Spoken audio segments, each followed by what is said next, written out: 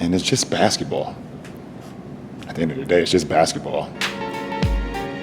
Like and subscribe on the way and adore my people. I hope you all are having a truly, truly fantastic day today.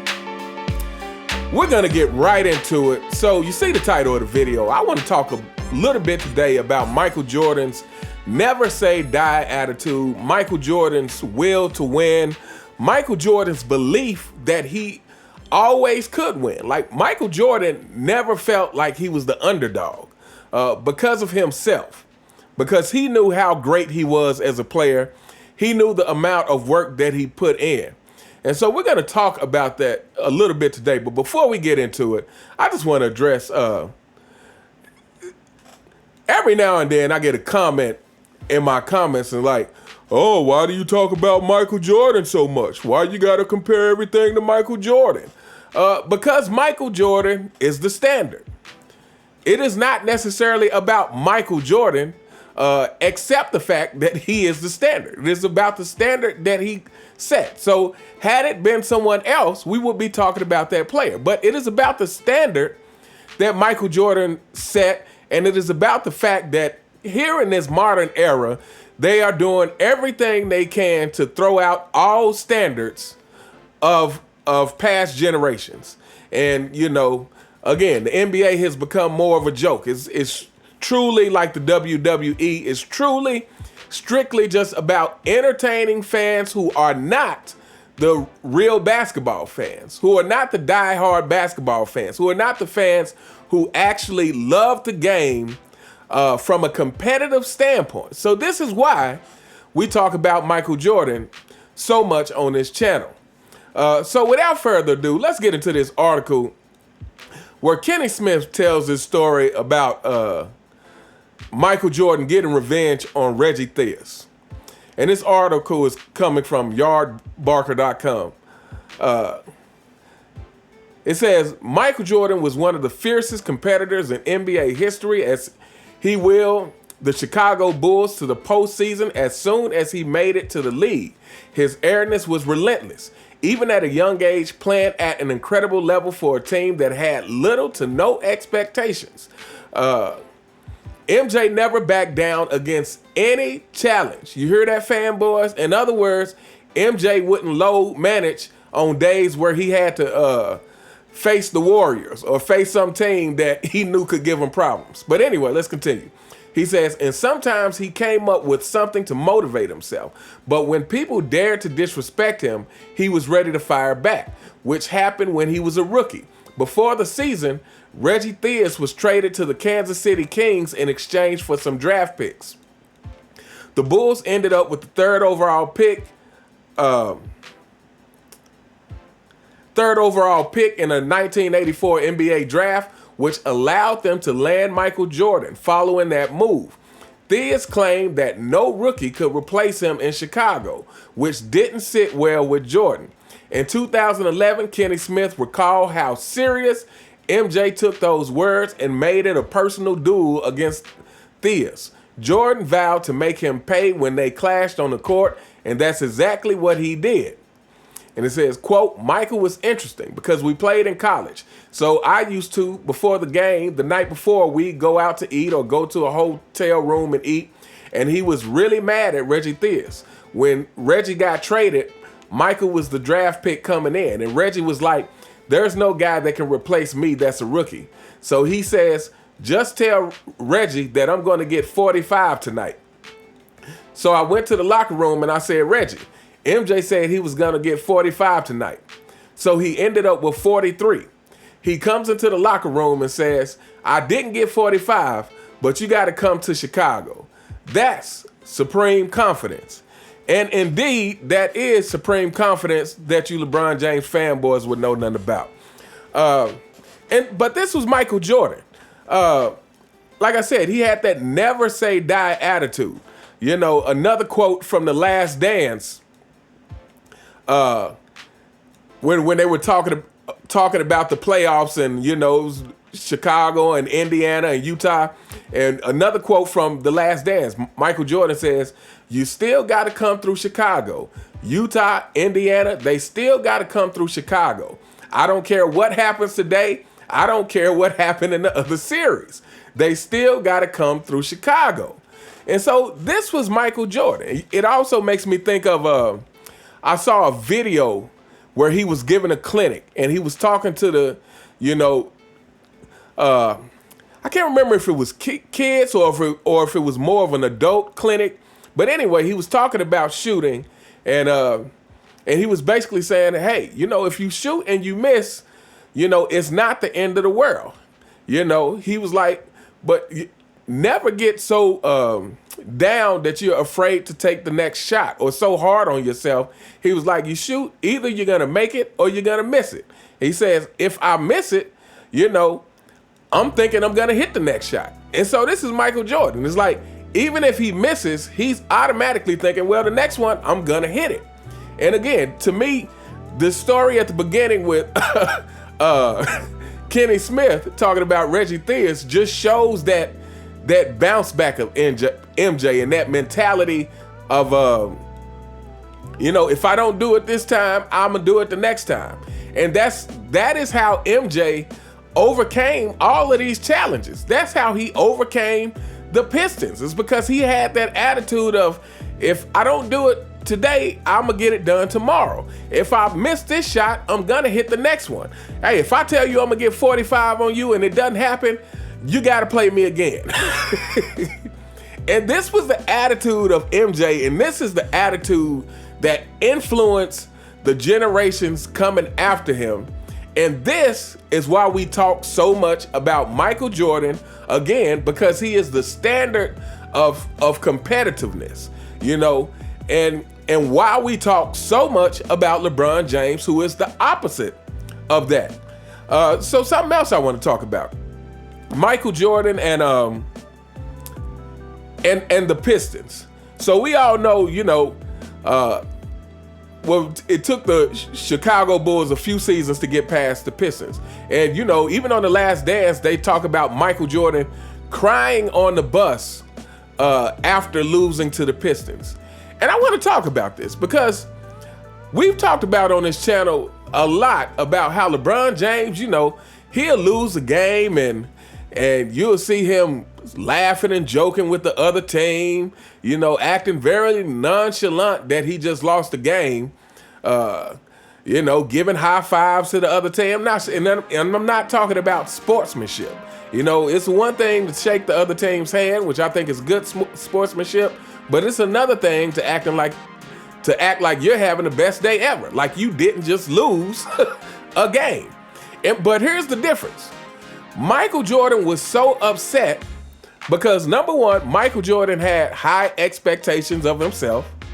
Number two, Michael Jordan actually believed that he could win. This is why the disappointment was so severe. Fanboys, let me tell you something. When you actually believe that you can win, when you actually believe something that's something is going to happen, the disappointment is more severe than if you really don't believe it's gonna happen. If let's say you meet somebody and they're promising you this $1 million a year job, right? They're promising you talk to them, you get to know them over a few weeks, you start to build a trust with this person, and you're like, oh man, I really trust this person now. And so when he says he's gonna give you a job that pays $1 million a year, you start to believe in it. So if it doesn't happen, you're severely disappointed because you actually believed in it. Now, on the flip side, if you met someone who said, hey, I'm gonna give you $1 million a year job, and y'all spend some time hanging out, and over the course of a few weeks, few months, you get to thinking to yourself like, oh man, this guy's full of it. I really don't believe anything he says. Well, when you don't get the job, you're not gonna be that disappointed because you didn't believe it was gonna happen. This is the difference between Michael Jordan and LeBron James, fanboys, is Michael Jordan believed every time that he could win.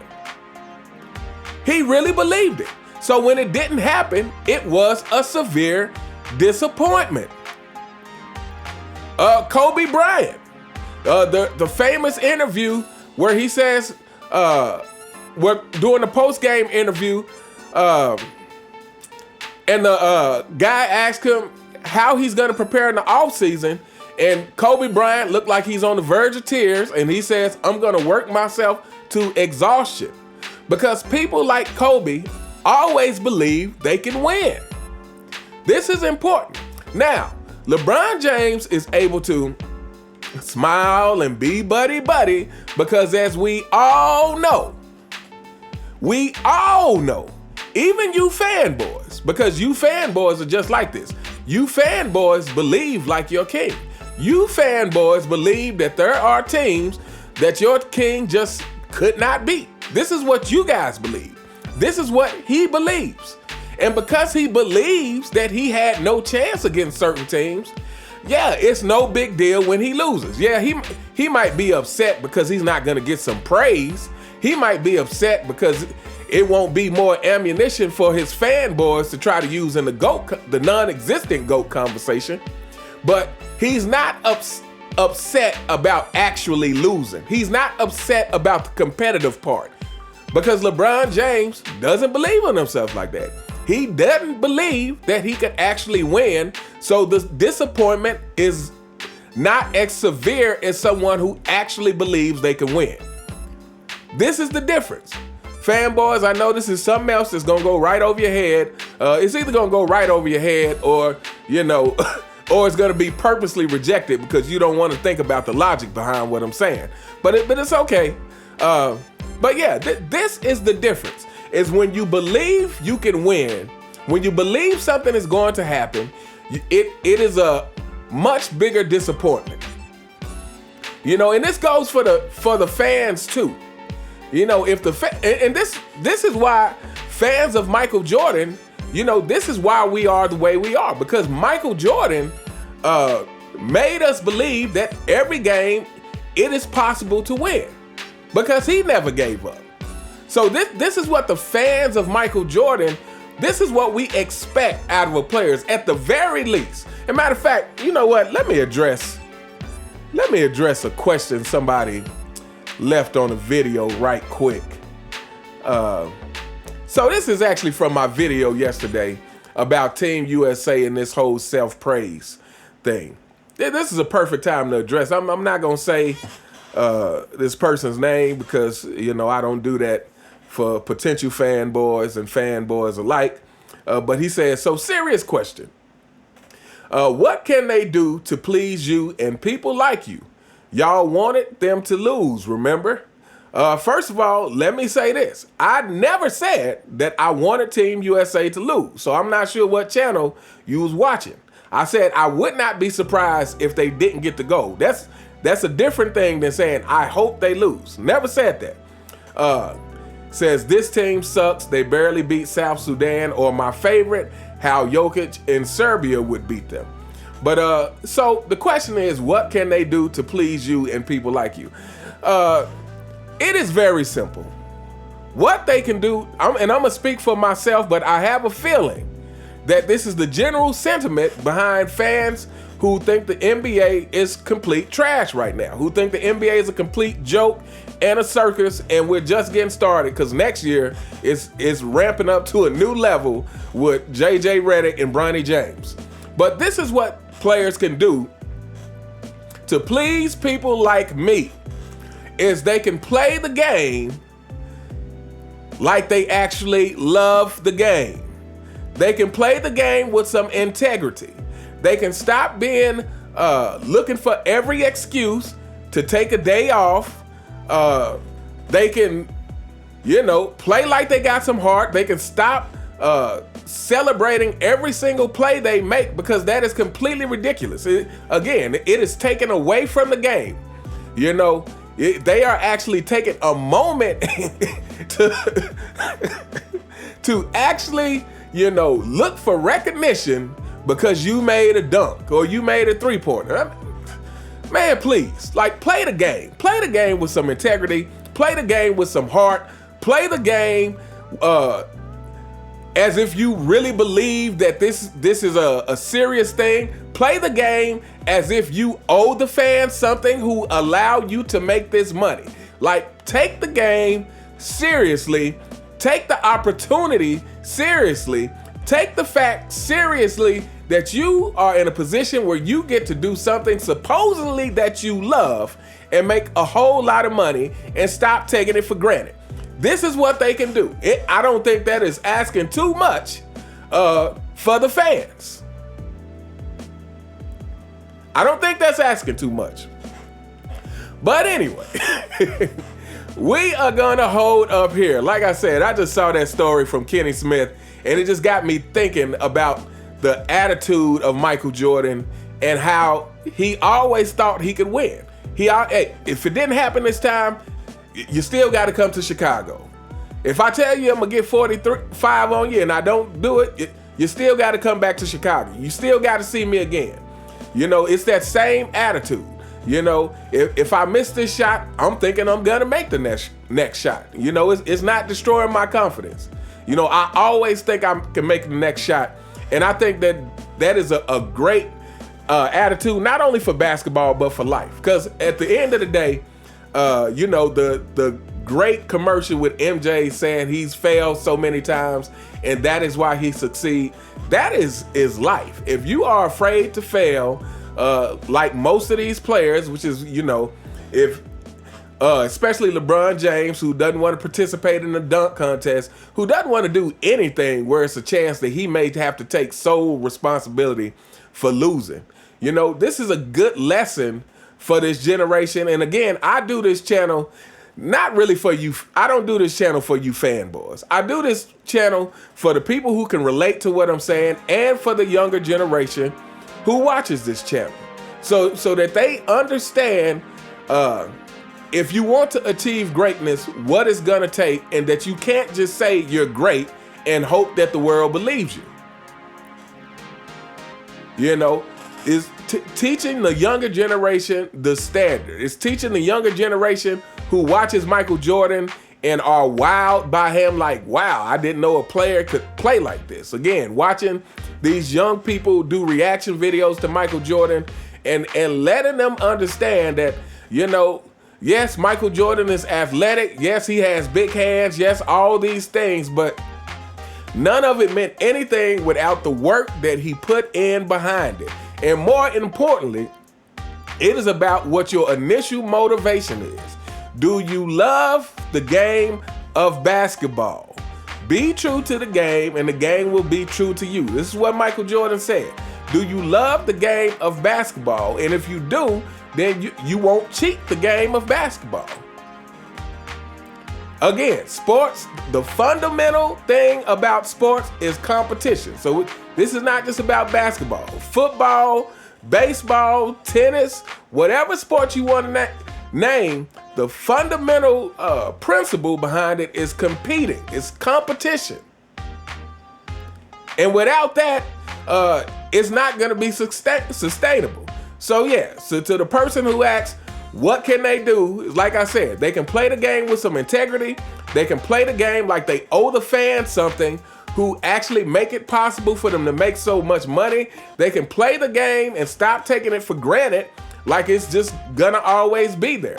They can play the game and earn the money that they're making. That's not asking too much. But anyway, let me know what you guys think in the comments. You all have a truly fantastic day, and I'll see you next time. All right.